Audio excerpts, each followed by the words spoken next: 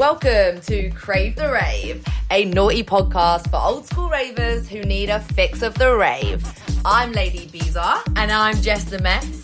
On each episode, we'll be reminiscing over hilarious, embarrassing and downright mental stories from our raver days. Think trippy tales, fezzy fails, and stories from the sesh. We've seen, heard and done it all, and we bet you have too. So join us for a trip down memory lane. Hello and welcome everybody to another episode of Crave the Rave. I'm Jess the Mess. And I'm Lara. And we're here for another amazing episode, so sit back and enjoy the ride. How you doing, Lara? Yes, Jess, what you saying, bruv? What am I saying, bruv? Yeah. What you saying, bruv? Are you still saying what you're saying, bruv? Yeah, I always say what you saying. That's like my thing, I think. It's a funny thing to say, isn't it, really? What you say. Oh, my God, do you remember years ago? I can't remember the story fully, but you went to work and there was someone at work and you said, what you saying? Yeah. Said, well, tell the story. Yeah. So I said to my boss at work, when I was working in a proper like corporate office job, there was new cereals in the kitchen. And so I asked him... As in breakfast cereal? Yes, breakfast cereal. What other kind of cereal is there?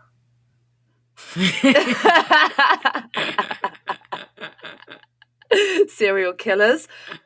Yeah, I think it is cereal. What are the serial killers in the kitchen saying? Yeah, how many serial killers in the kitchen and what they're saying? No, just the regular breakfast cereal. And I said to him, so what's the new cereal saying? And he said, nothing, it's cereal. And that was that moment, you know, when you're like, I'm at work and people don't speak like this. Corporate white people do not speak like this.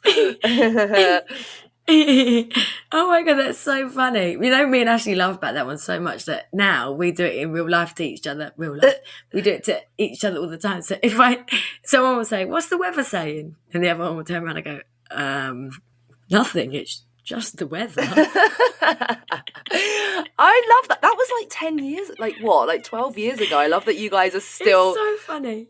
Still bringing that round. We're still doing it. Or be like, what's the, whatever, because whatever, loads of different things. Like, what's the menu saying? Nothing, it's just the menu. It can't speak.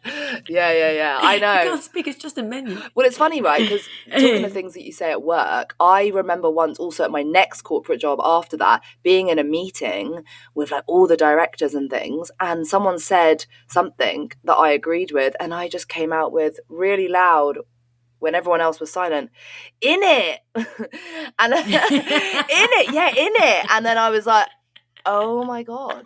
And everyone looked and I was like, it's so good. It's a great idea. Yes, I approve. But it was like, I was like... Isn't it a great idea? Yeah, isn't it? I mean, sorry, I had something in my throat. Isn't it wonderful? Yeah. The thing is, with the South London slang, it stays in you forever, I think. Mm-hmm. I don't think it ever goes. That South London slang, I love the words that come out of it. That's why I love South London and London in general. We've got all the different words that come out of it and I love it. I remember when I was at work and I had a manager, he was like born and bred South London. He was a white guy. He was Turkish. He was white, but he was like a 47-year-old dad. And he got a parking ticket at work and he went from being a man in a suit, talking quite formally, to really fucking road because he was so pissed off. And he literally like went, oh yeah, man. And I can't even do what he said, but he literally swore in so many different ways, and he was pissed off, and he had like a bad man. And it was so the words that he was using, I was like, oh my God, this is so funny because he's like a fully grown man using these South London words. It cracked me up. But I do think in those sort of situations is when you go back to those words. For sure. Do you know when you're pissed off or something like that, those words do come back. Oh, well, I'm drunk. That's when they also come back as well. But, you know, they are good words to use. What words do you still use? I still say, I was trying to explain to someone here in Mexico, like, I was trying to be like, explain what it meant that when someone's safe. And obviously, like, he knows the word safe as being like safety. And so I'm like, yeah, no, like, he's really safe. And he's like, what does that mean? And I'm like, like, he's really sound. And he's like, you're literally saying words that just he's like hearing sound and safe. And I'm like, I was trying to like translate it, but it's that is a word I would use still. Be like, like, he's safe. Like, he's just proper safe. Yeah, the word sick, it does come out, and it does cringe me out sometimes when it comes out of my mouth in certain contexts. But you do get to the point. People do know what you mean. I mean, I'd say sick is overdone. If it's on EastEnders, then the word's overdone. Do you remember the word heavy, like, years ago? Oh, that's heavy. When that got onto EastEnders, it was like, all right, time to drop that word. You know, that was years ago. Or like, people now say cold, don't they, for good and things like that. I mean, I'm probably a bit old to use those. Please don't, Jess. Please don't start. I know, no, I'm not going to. That episode of the podcast was cold, bruv. If you said cold, that was so cold. No, I'll tell you what happened at work. I work with young people. Oh, really? And yes, I work with young people, I tell you now. And I needed to put a board up somewhere. And I said, I need to get a board up. Now, what I didn't realise was board up is stabbed. Oh yeah, so they were like, up. Oh my God, what did you just say? Yeah, they're like, what did you just say? And I was like, I need to get board up. And they were like, oh, and I was like, and then I had to be like, sorry, can you tell me what it means? And they were like, oh, it means that you're going to get stabbed up. It was really weird hearing you say that. Oh, yeah. So I was like, oh, right, I've learned a new word today. That's funny. You know that program, what's it called with the rapper, the rap game? The rap game is my favourite. I love it, but that's where I realised how old my lingo was, because every series it develops like, oh, that's ice, you know, like, it's not just cold, now it's ice, and I'm like, oh, okay, that's the new one, you know, and it like develops through through slang and through rap and through like just the culture, which I love it. I think it's so good. Same. But I definitely am not in the cool crew anymore. It's embarrassing to think of something. When you do see people like us using those words, it's embarrassing. Yeah, it can be, There is a level of it that you need to be okay. At the end of the day, I'm not going to drop everything I say that's slang. I like slang words. I'm going to use it. I swear a lot as well. Me too. But you know, I'm not going to change the way that I speak. But you do need to be aware that maybe the lingo that you used when you were younger now isn't being used. So now it's cringe as hell if you do use it. Do you know one I do use? And again, another one that's quite hard to like explain, because it's a word that just like is powerful on its own.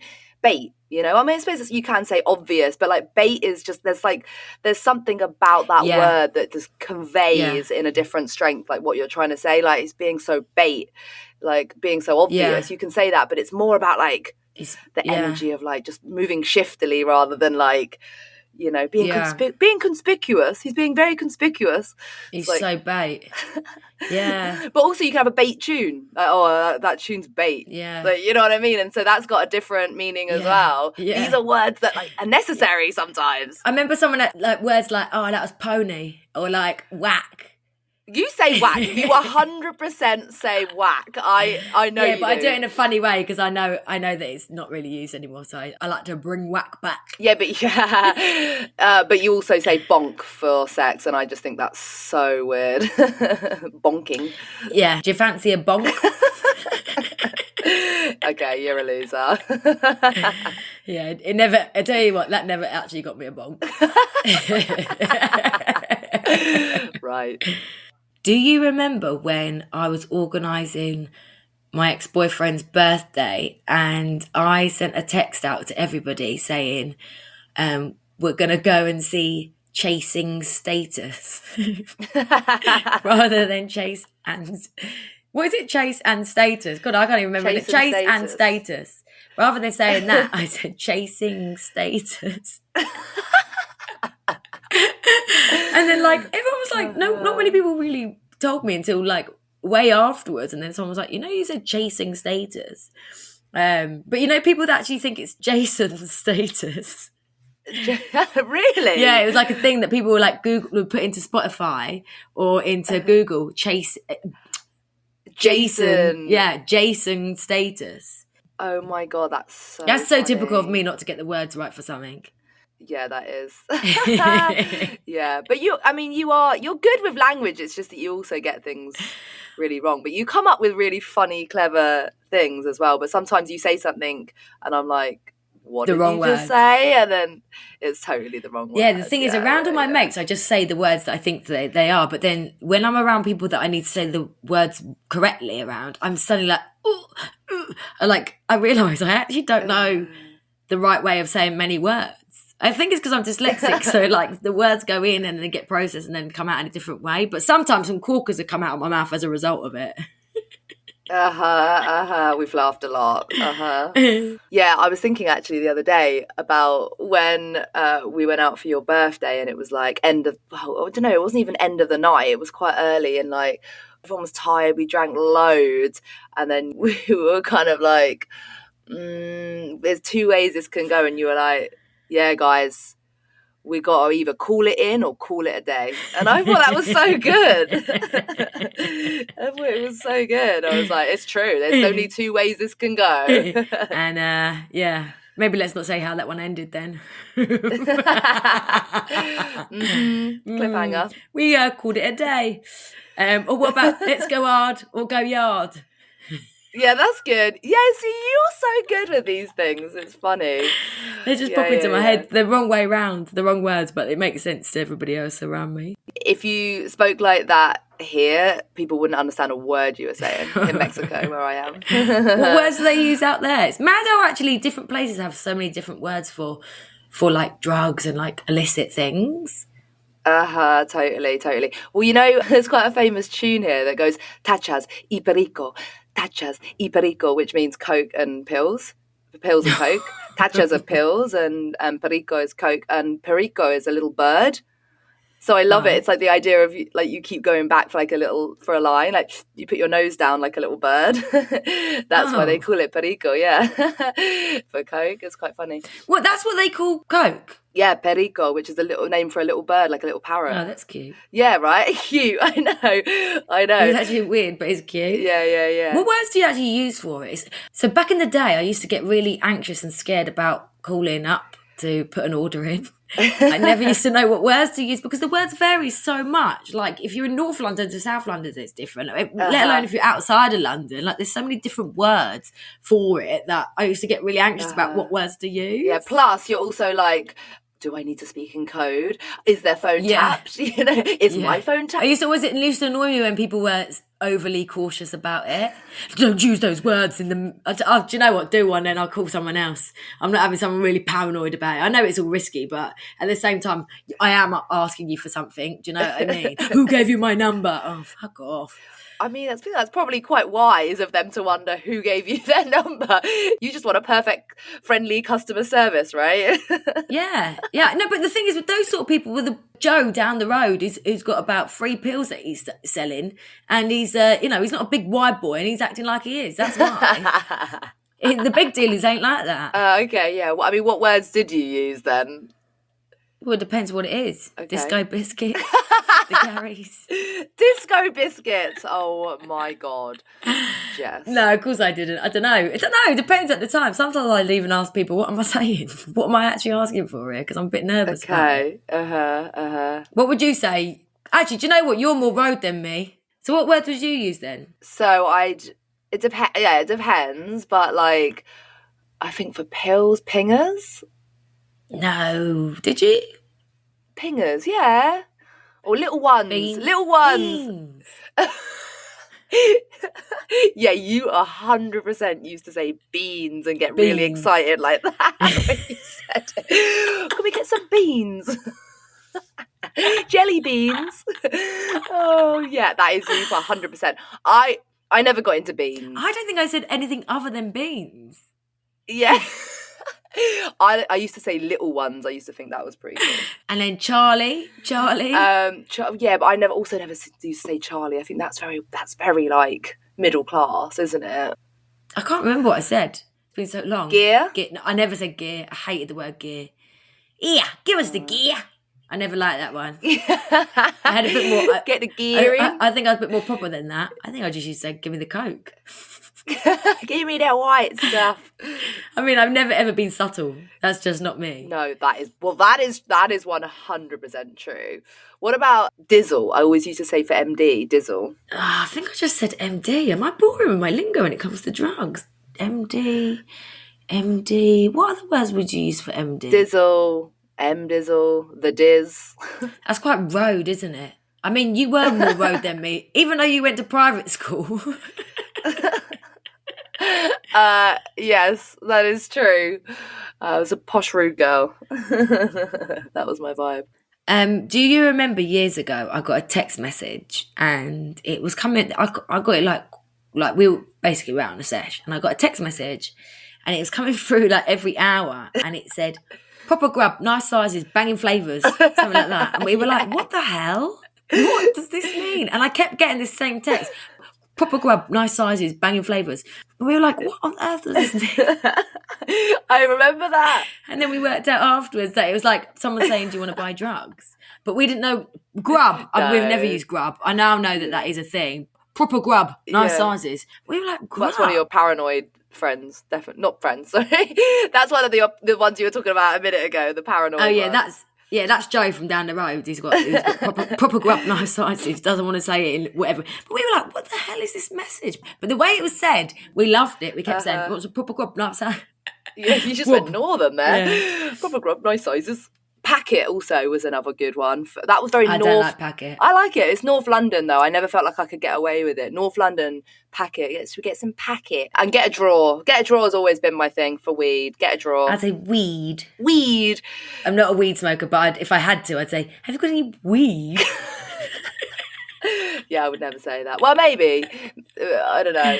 But yeah, no, I used to be like, oh, should we get a draw? Should we get a draw? So much good lingo. I love it. I'll tell you what, it is great. You know what I used to get a bit nervous of, and I still don't fully understand, is the sizes. The size of everything. Right. Do you know what I mean? Yeah. It's a minefield. And I used to like weed back in the day a lot, but like, even then I'd be like, how much do I want? Is it a quarter? Yeah. Is it an eighth? But all of it changed as well. Like what you get for an eighth.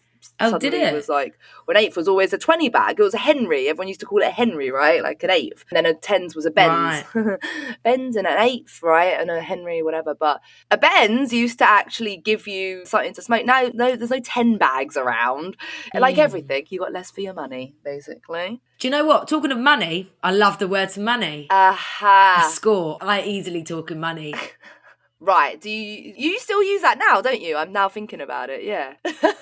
if I can, and I don't do it at work.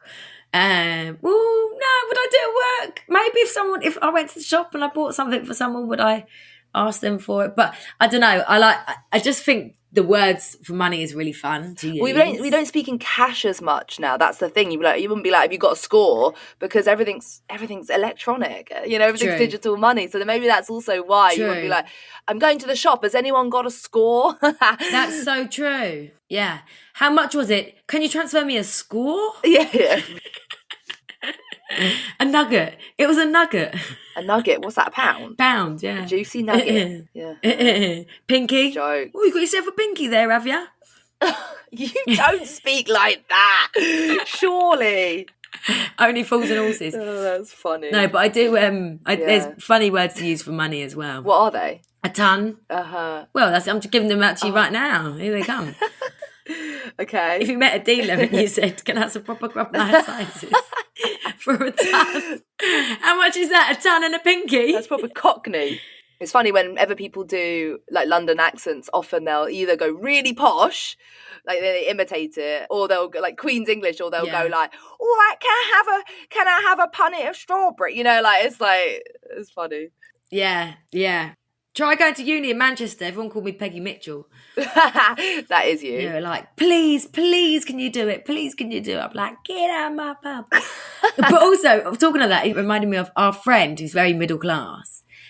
She always said that she hated calling the dealers because when she got on the phone to them, she was very aware of how well spoken she was. And she was asking for some drugs of some sort. And she said she used to absolutely hate calling them because it was, she just became she was aware of how middle class she was when she did. That's funny. Yeah. Innit?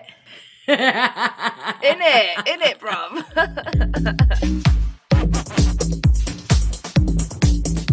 We were the absolute best at chatting shit. Like, we honestly would go to people's parties and be making everybody have such a good time with how much shit we could chat. But I always feel like you and me had good chat. Yeah. Like, some people don't have good chat. I remember once it was like 1 p.m. on the Sunday. So we had work on Monday. And one of our really good friends had cornered me after like the last crumb of whatever they could find and was telling me like intensely about how they make their bed. And I just had this like reality moment where I was like, oh my God, what am I doing? It's 1 p.m. and I'm listening to this person tell me how they put the corners in a certain way and then they put the other layer on top and then they took it over and I thought, this person don't have any fucking chat. And the chat had run. Then I looked around the room and I just realised there was no chat left. It was done. And I was like, it is time to call it a day and go to bed. Call it a day. Call it a day for real now. Because I called it in, I'm now calling it a day. And it's time to go to bed because what am I doing? Staying up, frying these brain cells that have been fried all night, listening to somebody tell me how they make their bed. And I had nothing more to give. No one had anything more to give. I'm guessing you didn't ask her how she makes her bed then. No, of course I didn't ask somebody how they made their bed. I couldn't care less how they made their bed. I actually just saw someone that looked tired, that wasn't going to talk, and went at me, and I got the brunt of the last line, I think, basically. I got the last line of the last line, do you know what I mean? The crumbs of the conversation, basically. The crumbs of the conversation. Yeah, literally. Yeah, that's jokes. So you were always the performer, like at after parties. Like obviously I was there and I was a great sidekick, and I think like I definitely brought a special something to the without a doubt. table. You and me were like a double act. We were a double act, but like you would walk into that party and you would make it known that you had arrived. You did go to drama school, so that makes sense. And we'd always joke about the performance, right? Because like came out. We'd always. Yeah, it would always, but it was great. We needed that energy, especially towards the sort of third part of the session, when everything was starting to like get a little bit less energized. I just love going into a room and then like just making like bringing in like the fun and the energy. I love that. Like I remember once going to a party after Carnival and it was really dry, and even when we were on our way there, our mates were like, "Don't bother coming, it's dry." And I was like, "Fuck that! I could turn a dry party into a fucking laugh, into a jacuzzi party." And I walked in and I went, "Hurrah, I'm in there," and I literally made everyone have such a good time. I've got people playing musical chairs. Whoa. Anything to get the energy up, and people were loving it. It was so much fun. But you remember you and me used to do it together. We used to always talk in bread puns. The bread girls. Yeah, people loved that. That was funny. We ate out on that for years. Dined out on it. Yeah, how did that even start? Like, that was such a thing in our lives for quite a while. I mean, I think it started when we were in a pub that we used to go to was it the White Lion? And Red Lion. No? Red Lion. And we were talking about Lindsay Lohan's for some reason. And Lohan. Lindsay Lohan. Lohan. And somebody overheard us and thought we said Lindsay Loaf Hands. And then from there, it just spiralled to the point where we were literally obsessed with bread jokes. I mean, I can't even really remember them all now, but I remember some of them were really, really funny. She was a like seedy she batch. was such a seedy batch. Yeah, that like we were so amused by ourselves. We don't want to forget about her. The least we could do is raise a toast to her. She always rose to the occasion. She did. She was always on a roll. Was she sober? Was she a drunk? It's 50-50, best of both. Yeah. Oh, we do remember some of them. I mean, we had so many more than that. We literally used to go to people's houses and then have a crowd form around us as we did all our bread jokes. I remember one time somebody came into the kitchen and we were in there doing the bread jokes, and then someone goes, "Oh my God, they're talking in bread." Yeah. I remember that. That's funny. We were like, oh, wow, we've actually invented a language. I mean, that was one of only... There were so many funny games that we used to play when we were fucked. I don't know if people at home know about this one, but the one where you go round a room and you do the alphabet. Do you remember this one? If you ever... I mean, I've said it's like people listening probably party, but they probably don't. But like, if you're ever stuck for a game... You could play this sober. You could play this sober, but it's really or just funny. Drinking a lovely bottle of Carver, you know, as a normal grown up. You have to go around the alphabet, and then you had to say different words or come up with different words for different body parts, basically. Oh my God, that used to entertain the hell out of us. Yeah. So basically, say you did bum. If the topic would be a bum, and then you had to do A to Z with words that could be used as a bum. To be honest, you could do this with drugs as well. It's probably where a lot of the drug words come from. Do you know what I mean? What, from people on drugs making up, drug playing games? Yeah. No, it was so good. And you can just make up, like, you totally just make up the word. It doesn't have to actually be a thing, right? Word. And then I think if you stumbled, you had to be out. So then it came down to the bottom two, which is always you and me. Always me and you. Yeah. Always. And then we'd be the ones that had the funny ones at the end. Oh, that was actually brilliant. What was your favourite one? Because there's one that sticks in my mind all the time. I know what it is, because it's the same as mine. It's the best of all of them. It's for an arsehole, wasn't it? Yeah, it's for an arsehole, yeah. Was it K? Yeah. Knob stand. That was yours, right? Yeah. Knob stand. It was always the moment when you shouted it and then you just like, it was just the reaction of it was so funny. You'd be like, Sometimes they work, sometimes they don't work. But when they do work, they can be really, really funny. I think we did boobs, I think we did fannies, I think we did bums, then we did dicks. And probably scared the whole fucking room of people that are sitting around us.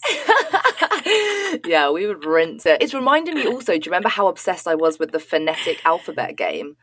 Oh my God. That was brilliant. Nobody wanted to play, but once you were in, you couldn't stop. It was really funny. I remember that time when me and you and another friend of ours were in my bed, and every time someone walked in the room, we'd be like, A, what's A? It's phonetic alphabet, go. And they're like, what? No, I don't want to play. And it's like, A, alpha. And then they're like, B. And then suddenly they're playing. And I did it to so many people, but like, it was funny because you kind of create this like energy of like you have to do it quick, and then they're coming out with stuff and they're freaking out. I remember our friend who's kind of road was like coming out with some funny ones for T. Was it T? Yeah. He was like, I remember he was struggling so hard with the word. And he was like, tampon! It's like, no, obviously not the official phonetic alphabet that people use as customer services. You said it's not going to be tampon. You said for T, you said it's something you can get in a newsagent. And he was going, and he went through everything that you could think of in a newsagent, not thinking tango. And then he went, no, and he went, tampon! Oh my God, that was what was jokes about it, is people would start to get really stressed. They'd be like, I don't know. I was giving him so many clues, you know. But the funny thing is, when your brain isn't working properly, because you've done so much laughing gas and you've not been to bed, your brain's not on point. So you know that you know the words. Like, we'd played this multiple times and I knew the phonetic alphabet because I'd learned it by doing this with you. Yeah. But still, they'd do it again and I'd be like, P. I'd be like, pencil. Oh, J. Jam. Like, my brain couldn't actually think of them, even though I knew what they were, because I played this game with you over and over again. Yeah. So now it's actually really handy because I know the phonetic alphabet perfectly. Who would have thought that I could learn something on the sesh? There we go. Education. Drugs are good for you, kids. No, but I'm going to test you now then on the one that you always used to struggle on. Go on. M. Mike. Used to always... Mike. I know. It's Mike. What did you always used to say? Do you remember? No, what did I say? You always said milk. You'd always shout milk, and I'd be like, no. why it was so funny, but every time you were convinced it was milk. Jokes. You was hard. What's you? Well, you know them all, but you, and everyone would go, unicorn. Yeah, it was uniform. No one ever imagined it was uniform. Yeah. Oh, umbrella. People said umbrella a lot as well. Umbrella. It was fun. It was a good game. Pass the time. One of my favourite games, though, of yours was Blind Date. Blind Date. Do you know what with Blind Date, right? You used to do Cilla Black. You had to have the right crowd. Yeah. You had to have the right crowd for it, and you guys were always really good with it. But it was so much fun playing Blind Date. So I'd be Cilla Black. We now have blind dates, but I'd be Cilla Black with them, put on an accent like this. I'd get everyone in the room to go, and then I'd go round and I'd choose a girl, and then she'd have to say, I'd say, what's your favourite ice cream? And then I'd choose 3 lads or girls. Do it in the accent. I go, oh, right, so let's say I was doing it. She'd go, this is Lara, all the way from South London. And Lara, I've got 3 hot guys for you today. And let me ask you one question. If you had to be an ice cream flavour, what would you be and why? And then I'd pick out 3 guys, and then I'd get their answers, and then you'd have to choose. It was always so much fun. I mean, I tried to play it in different situations, and some people just couldn't get it and couldn't be fun. But you guys were always really fun with it. Yeah, it was so funny. I always love playing the game afterwards. It makes it so much fun. It is really funny. It was most funny watching the guys get really uncomfortable because the guys would be like, it was just funny.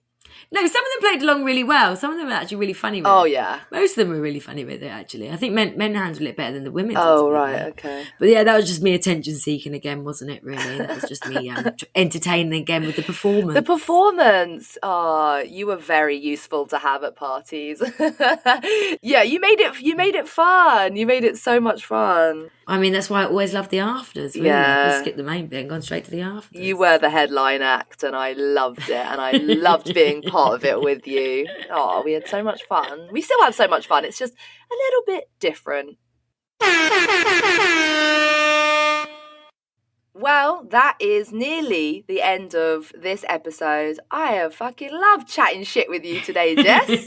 You put me in a good mood, Lara. It's been brilliant. I know, me too. Let me finish it with another wisdom tip. Oh, yes. Short and sweet, this one. Short and sweet. Don't be daft. Start with a half. Classic. That's another good one. If we actually still went out raving. But if you do still go raving and do dibble dabble do, then do start with a half. So, thanks for listening again, everybody. Please keep sharing this with your friends. We're hoping that you're enjoying it. We're getting some really lovely feedback. So please do keep sharing your stories with us as well. We're going to hopefully read some out soon. But yeah, please like and follow us on whatever platform you're listening to, because it really does help us with the ratings, and it means that we know that people are enjoying us chatting shit. But until next time, have a really good one. Take care. Bye.